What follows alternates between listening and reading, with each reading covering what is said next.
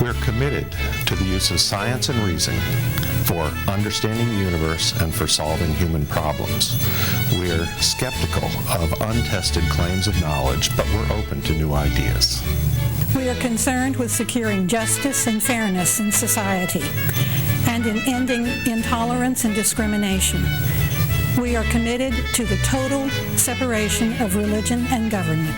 We affirm humanism as a realistic alternative to the theologies of despair and the ideologies of violence.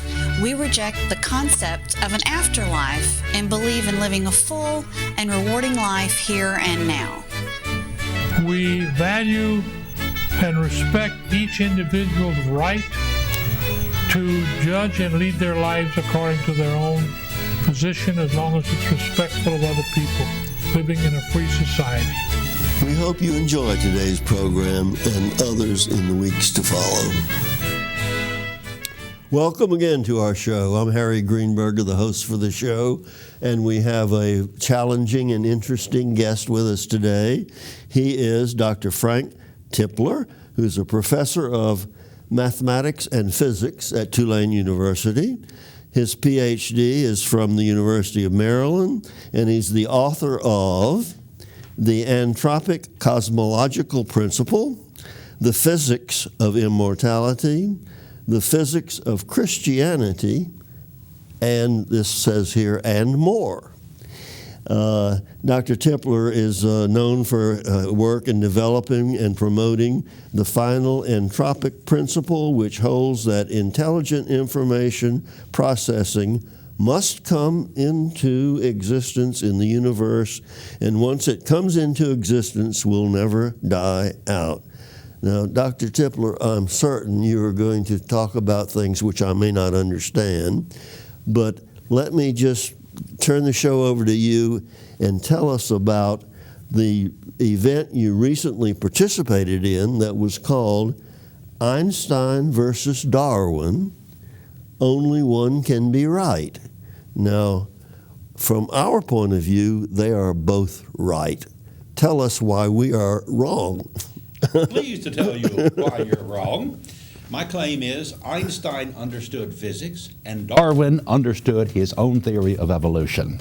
I thought both of them are brilliant men, and I think it's fascinating that they are diametrically opposed on a crucial position, and only one of them can be right. Specifically, Einstein famously said, God does not play dice with the universe. He was a determinist. On the other hand, let me just say that when he said that God was a lowercase g. If you read Walter Isaacson's book, Einstein, I guess I have. Then he has a whole chapter on Einstein and religion. I would not go along with that statement after reading that, and I think this is the best description of Einstein's religious views, that he would use the lowercase. But I will agree in that particular statement that what he was talking about was ultimate physical reality. And Darwin, when he was talking about ultimate physical reality, and he was interested in what ultimate physical reality had to be in order for his theory of evolution, which is natural selection acting on random variations, to be true. That sounds pretty good to me. That was what I think, indeed, that Darwin understood Darwinism.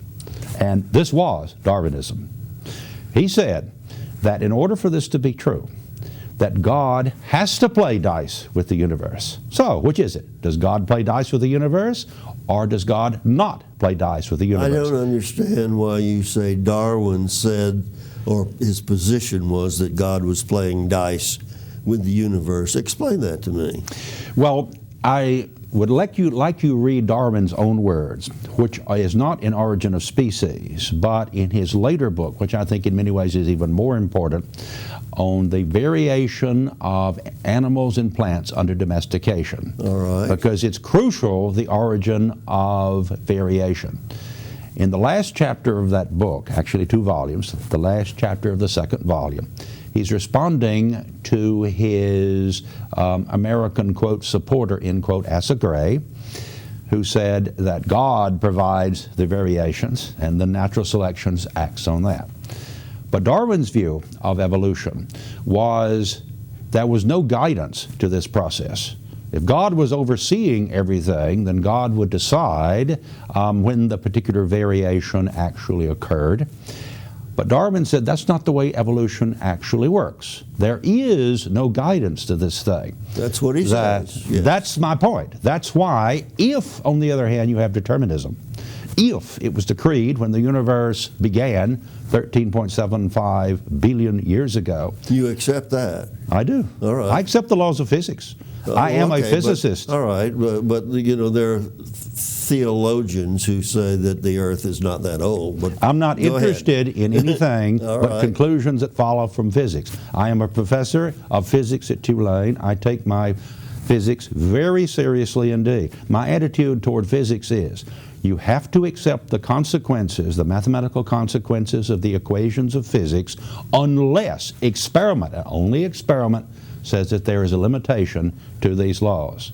I understand. Now, the central laws. They have to be.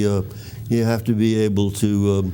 I don't know what the term is to prove them false, and if you can't, falsification, Popperian falsification. Okay. But what I've been able to do in the past few decades is find even more evidence that we can trust these laws of physics. The central laws of physics now are general relativity, Einstein's theory of gravity, which includes special relativity, and E is equal to mc squared, and quantum mechanics. I expect these two laws to withstand any further challenge. Now let me say this. Most people I know, including myself, don't understand quantum mechanics. Only because it's not been presented to you correctly. Well, that's possible. Hamilton, the great mathematical physicist in the early part of the 19th century, took the point of view, if you couldn't go outside, grab the first person you saw in the street and explain to him your theory, you don't understand it yourself. Feynman agreed with this. My fellow student of John Wheeler, Richard Feynman, only he said you should be able to explain any physical theory to a freshman audience. All right. Well, I remember recently hearing that the ex-mayor of New York, Koch, who could bristle people, and he was, when someone asked him to explain something, and he said, I can help you by explaining it, but I can't help you comprehend it. I don't think it's really that difficult, but the comprehension is the hard part. Well, it just takes looking at the theory right. If you look at a theory wrong, it can be incredibly impossible to understand. The correct way of looking at a theory automatically, I think, makes it clear what's going on. And as I say, Richard Feynman, Nobel laureate in physics, took the same attitude. And the crucial point is that, think of this, if it was decreed in the beginning of time, 13.75 billion years ago. You say, if it were, is that what you just said? No, I'm talking about the logical consequences of determinism. All right, but what did you say? You said it was decreed or if it were decreed? I'm assuming the truth of determinism, which is assuming for the moment that it's true. I think it is, okay. But let's consider the consequences if it is. If it were, okay. If it were. That's what I'm wanting to know. Then if it were decreed in the beginning of time, and it was, that you and I would hold this identical conversation, then it had to be the case that a certain series of evolutionary events would have to occur necessarily.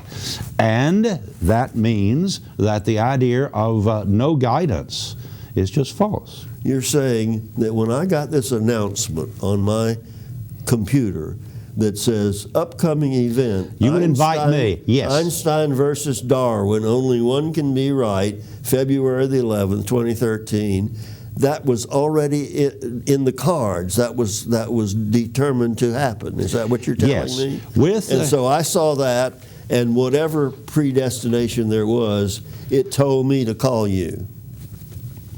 All right, we can continue from there. As I say, there is, however, a caveat here, which I had time in an hour's program at the Discovery Institute to discuss, that the determinism of modern physics is a teeny bit different from Einstein's view of determinism, which remarkably, the key modification of Einstein's version of determinism comes from Einstein. All He right. had every single piece at his hands, but he did not combine them. It's fascinating how often that happens in science. But the full version of determinism, which is in physics, is something like the Christian view and the Jewish view, that God knows what you're going to do before you do it, but still you have free will not to do it. Now, that is counterintuitive, to say the least. Understanding how that could be true has always been a problem of theology. The key thing is to use physics to understand what reality is like. When you do this, you see how it naturally resolves But you itself. said I had the option when I saw this that I might have called you or I might not have. Well, actually, you did both in reality. Now, this is a crucial point that you're not understanding about I'm quantum not mechanics. understanding it. You're right. Because you don't believe in quantum mechanics. You reject I don't quantum understand. mechanics. It's not that I don't believe in it. I don't understand it. Okay. Well, you tacitly are assuming things about reality that are just not true. All right. Now, And specifically what is not true is that you think there's only one you in reality. only one me. And one you and one me. There is actually, according to quantum mechanics, an uncountable infinity of you and me out there holding this identical conversation and holding slight variants of this conversations. Dr. Tipler, you have gone beyond my ability to comprehend. Well, it's if I had more time than just 30 minutes, Yeah. in which I have to undo all the misteaching that you've been given. All right. I could discuss how quantum mechanics is really a theory of parallel worlds. Once you do, parallel universes is another way of Okay, putting it. all right. Once you understand that, you realize that there is a parallel universe theory in the most powerful form of Newtonian classical theory of physics, which was worked out in the early 19th century. And you and I presently exist in another universe? Also, yes. Well, that's awe-inspiring, but I want to get back to the theory of evolution. Mm-hmm. Now, since the theory was propounded, all the scientific research has supported that theory. No. What it has supported is common descent. There is a completely what it has different... supported, and with all of the fossils and whatever else. That's common descent. And if you go to the Museum of Natural History, That's there's common descent. We're not disputing common descent. All right. I believe, for example, in the evolution of the universe, but I believe that it's controlled by the laws of physics, which come from God, which is to say the uncaused first cause, which is to say the cosmological singularity, which is demanded by the equations of physics. You're saying it's not by chance that some life form developed in those ancient pools of You got blood. it. It was inevitable. Inevitable. Yep. And our fates are inevitable. Yes. Well, In that's physics, very discouraging to me. In physics, that's called unitarity, which is the physics version of teleology. Now, teleology means that what we're doing now is controlled by the ultimate goal of reality. That is the traditional definition of teleology. It is also the built-in definition of unitarity, which is a central principle of quantum physics. All right. Now, much of what you say doesn't get to the right part of my brain, or the left part, whichever one it is. But what I'm having a hard time understanding is that the science can answer questions like what and where and when, but some questions that start with why don't have scientific answers. In physics, we routinely answer why questions. All right, but here's what, when a person first becomes aware of himself and he asks the question, where did I come from and why am I here? From our point of view, there is no why. I mean, we can say where he came from, but why, who knows? I think the laws of physics go in large part to answer those particular questions, because in physics we're concerned with the nature of ultimate reality, because physics is the foundation discipline of all the other sciences. Chemistry is founded on physics, and biology is founded on chemistry, and so forth all the way up. So in physics, what you're trying to address, and that's the reason all of us physicists go into the field, is to understand what ultimate reality is ultimately like. I have a question. Yes. Okay, a question for you. Among the noted physicists of the world, present and past, do many of them hold the same position that you are now explaining? Newton did. There has been an unfortunate tendency in more recent years to fall away from this. Einstein was really the last person to hold the view I did, and it is interesting why. My colleagues are not stupid men. They are as clever as I am, if not more clever than I am. They know the mathematical consequences of the equations of physics just like I do, because all you have to do, given the equations of physics, is sit down at your desk and do calculations. But their reaction to the consequences, they know what the consequences are as well as I do, is to, if it gets a consequence they happen not to like, they then said, aha, this must mean the laws of physics are wrong. I claim that is not a rational position. Who says the laws of physics are Stephen wrong? Hawking. Well, I don't. I've read his books, but my memory's not good. But he's one of our idols. He rejects the laws of physics. Read the last chapter of his book, The Large-Scale Structure of Space-Time, with George Ellis. Okay. Brilliant work.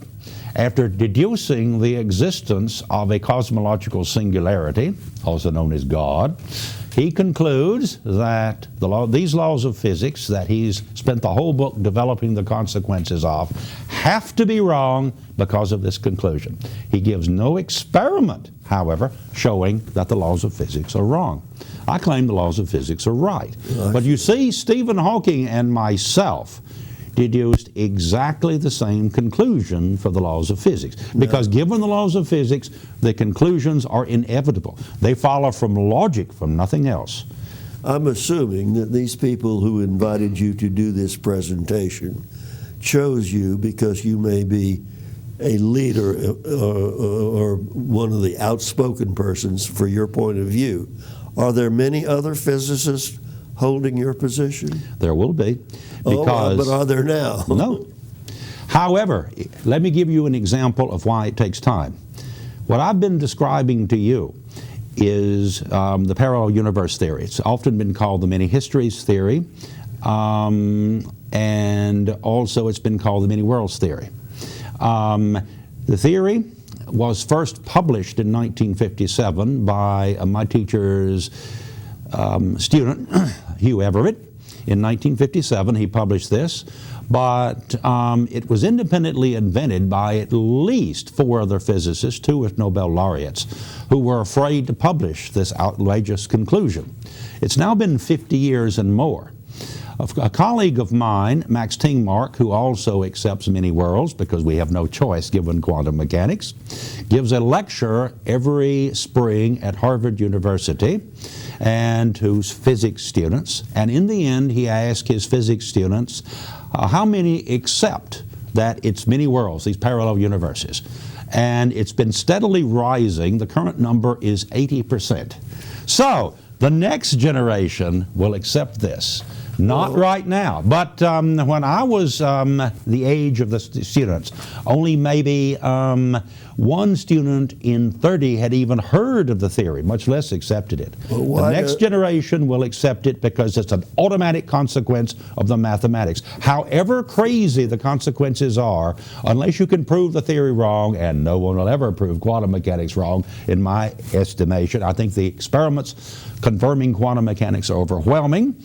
Given that that's true, that we have to accept the theory, then the mathematical consequences of the theory have to be true too, and that is the many worlds. I expect the same thing to be true for the existence of God, also known as the cosmological singularity. And one of the consequences of the many worlds is this determinism that I've been describing to you. Eventually, it will be accepted. I, as a secularist, a non-religious person, can accept the entire possibility of multiple universes. I don't see where that means that it's a product of some supreme being. Well, because you may define supreme being in a different way than the church has defined it, and as physics defines it, which are basically the same type of entity. Well, what is this entity? Is it the cosmological singularity? I don't know what that means, but if you're talking about God, is this singularity aware of you and me, and is it one that you can have contact with or can contact you? As the traditional God in most religions, is that the singularity you're talking about, or is it something more abstruse? The answer to your question is yes and no, because you are trying to force a view which, for example, the church, the Christian church, has never had on the meaning of God. Now, what I always like to do when I want to understand what these words, theological words like God, means, is to go to the great theologians. It's a serious mistake to go to a guy in the street and find out what the word God means. It's like going to a guy in the street and find out what the word atomic bomb means. If the guy in the street has a different view from what the word atomic bomb means from a guy who actually built these things, like my own teacher, John Wheeler, and the great physicist Hans Bethe, who do you follow? Answer, you follow the guy who's built the things. Similarly, if you want to understand what the word God means, you go to the great theologians, people who are recognized by the church as the great theologians. For example, the church. I'm sorry? You said recognized by the church. The church, because I'm claiming... What church is that? Well, I'm claiming that in fundamentals, the Christian church as a whole does not disagree about these things. Similarly, the Christian view is essentially the same vis-a-vis meaning of God from the Jewish view, which I will call the Orthodox Jewish view. All right. And for example... The Islamic view, is that... That's quite different, because their view of God is such that they reject laws of physics. I didn't know that they rejected the laws of physics. Read Al-Ghazali. You're giving me a lot of homework here. Well, I have to, because you're not trained in understanding these theological terms. You're right. And, you're absolutely right. Well, for example, how do St. Thomas Aquinas and Moses Maimonides, these are recognized, Aquinas is recognized by the Catholic Church as one of the greatest theologians of all time. Maimonides is recognized by Orthodox Jews as one of the greatest theologians of all times. All right. And they, both of them, give a proof for the existence of God. And from the proof, you can deduce what the word God means. That's what I want to ask you. What, the uncaused is their first cause. description of God, the one that people I run into every day believe that you can talk to him in prayers. You can. And he will respond to you. You can. That is true. And he knows every bird that falls out of a tree. Is that the God you're talking about? That is also the case, but the point is that you can get God at His essence if you approach the word God from that point of view. And this was made very clear by another great theologian, St. John, notice the word saint here, recognized by the church as one of the great doctors, i.e. theologians of the church, St. John Chrysostom. Now, let's start with what God in His essence actually is. Yes. And that is the uncaused first cause. The cause of everything, but not Himself having a cause. Now here I will put the word Himself in quotes because we haven't established God's personhood at this stage. Does there have to be a first cause? Yes. Laws of physics, because the laws of physics assert it. Well, I mean, and the laws of physics also assert, that is the cosmological singularity. And also the laws of physics assert remarkably that it can do this, that although the laws of physics apply to everything in space and time, there is this entity which is outside of space and time, which is not subject to the laws of physics, and that is the cosmological singularity. All right. Well, what I'm really trying to comprehend is, does it make any difference whether you see this universe or the multiple universes as having had a beginning? What if everything always existed? Then you wouldn't laws have of to have physics a claim beginning. that is false. Why is that false? Maybe it was always here. Because the laws of physics assert that it is false. Specifically, that is one of the conclusions of the book by Hawking and Ellis that I described to you. They go through a whole book proving that the singularity existed in the beginning of time. We now know from our observations that was 13 3/4 billion years ago. That does not follow from the general proof that it had to exist, just that it was a beginning a finite time ago, given the laws of physics. It was the beginning in its present form. No, there was no before. Time began then. I cannot comprehend, and it's my shortcoming. I can't comprehend time and space either having a beginning or having no beginning. These are hard to comprehend. Well, I could do it if I had more than 30 minutes on a blackboard. I'll tell you what we've got left. We've got like 2 minutes left. So I can't do that in 2 minutes. I could do it in an hour's lecture. All right. Well, but I'm giving you a couple of minutes to tell our audience what you would like them to walk away with. That Einstein and Darwin are the most brilliant minds in the last 2 centuries. They correctly understood their own theories.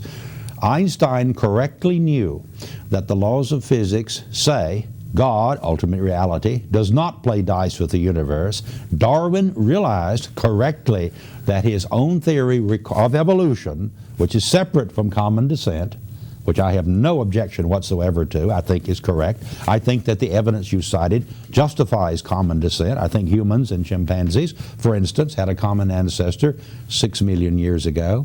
But our evolution from this common ancestor was guided by the cosmological singularity via the laws of physics to its present stage. And you have now come to that conclusion given the laws of physics, it is inevitable. That has to be true. All right. Given the laws of physics, the conclusion I just stated, that this was guided, follows necessarily by mathematics. There is no dispute about that. Well, it's unfortunate that most of us don't understand mathematics or physics, but I appreciate your stating your position for our audience, and I appreciate you folks for watching our show, and hope you will be with us regularly.